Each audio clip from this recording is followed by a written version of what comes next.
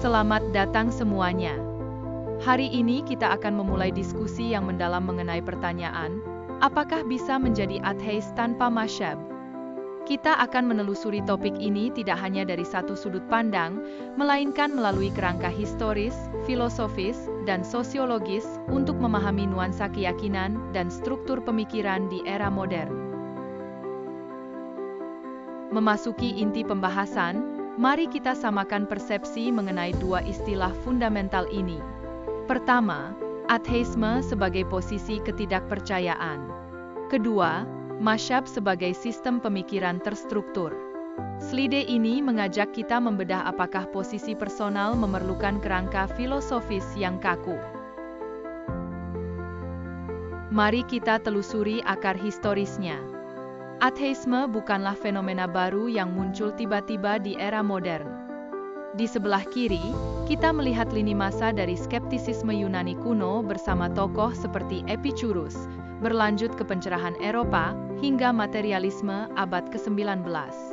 Poin kuncinya, posisi ini selalu muncul sebagai respons kontekstual terhadap zaman dan budaya. Kita beralih ke spektrum pemikiran. Penting dipahami bahwa ateisme bukan blok monolitik. Ada varian kuat yang secara positif menolak keberadaan Tuhan, dan varian lemah yang sekadar tidak memiliki kepercayaan. Di sisi lain, ada ateisme praktis, di mana seseorang mungkin tidak memikirkan Tuhan dalam keseharian, dan ateisme metodologis yang sering kita temukan dalam sains, di mana fenomena alam dijelaskan tanpa merujuk pada intervensi ilahi. Ini menunjukkan keragaman posisi yang bisa diambil seseorang tanpa harus terikat pada satu masyab kaku.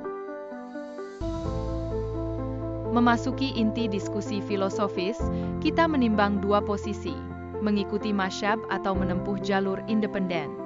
Masyab menawarkan peta yang aman dengan validitas logis yang teruji sejarah. Di sisi lain, menjadi independen menawarkan otentisitas radikal, kebebasan untuk menyusun moralitas langsung dari pengalaman pribadi tanpa jaring pengaman tradisi. Pertanyaannya, manakah yang lebih jujur secara intelektual bagi individu modern? Beralih dari diskusi filosofis, mari kita lihat realitas sosiologis di lapangan. Ateisme bukan sekadar konsep abstrak, melainkan fenomena global yang terukur. Data terbaru menunjukkan pergeseran demografis yang signifikan, terutama di Asia Timur dan Eropa Barat, di mana identitas tanpa agama semakin menjadi norma sosial, bukan pengecualian. Setelah melihat data global, mari kita masuk ke ranah personal. Tidak semua ateis memiliki masyab atau membaca Nietzsche.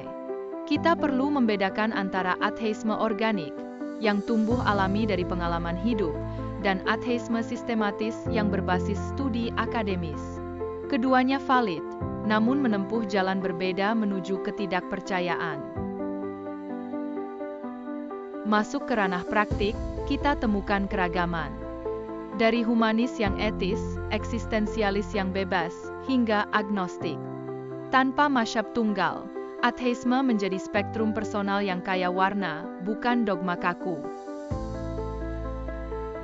Setelah melihat berbagai studi kasus, pertanyaan pentingnya adalah, bagaimana ini diterapkan? Tanpa masyab, apakah hidup menjadi tanpa arah? Jawabannya ada pada pergeseran tanggung jawab. Di sisi kiri, kita melihat etika.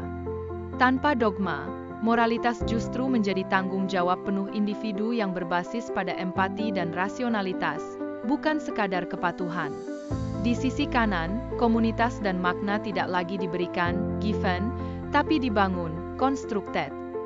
Ini menciptakan solidaritas yang lebih cair dan pencarian makna yang lebih autentik. Kesimpulannya, ya bisa.